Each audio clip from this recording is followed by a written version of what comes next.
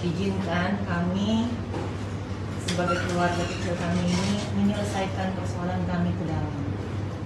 Ya seperti apa nantinya, ya kamilah yang tahu.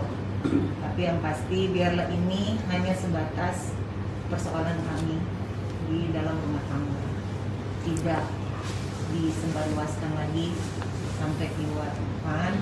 Dan kepada pihak-pihak yang sudah sangat memberikan semangat kepada saya ucapkan banyak terima kasih, karena lewat semangat yang diberikan itu pun saya bisa bertahan kuat sampai hari ini.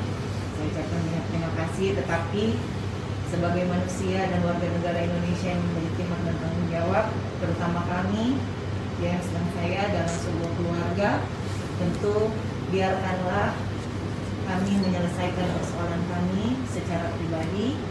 Apapun yang akan terjadi ke depan itu untuk kebaikan kami bersama. Dan saya mohon, saya selama ini tidak melaporkan ke DPRD, tidak juga melaporkan ke polisi, karena saya tidak ingin kasus ini atau urusan rumah tangga saya ini mengubah. Saya hanya ingin agar urusan ini kami selesaikan secara pribadi saja dan tidak menjadi konsumsi dari masyarakat publik. Dan saya mohon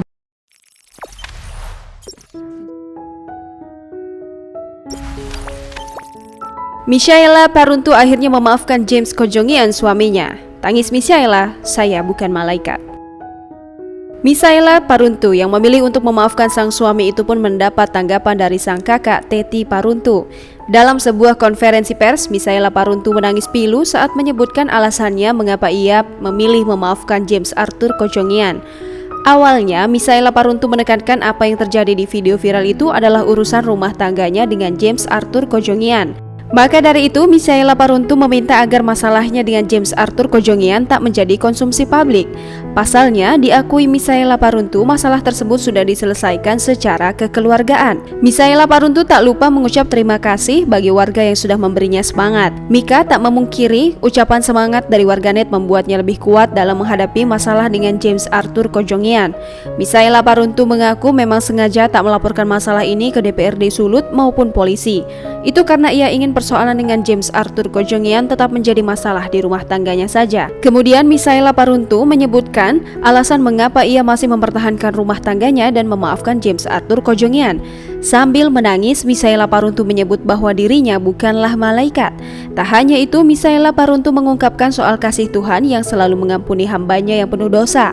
Ucapan Michaela Paruntu sambil menangis pun menuai sorotan dari sang kakak kandung Teti Paruntu.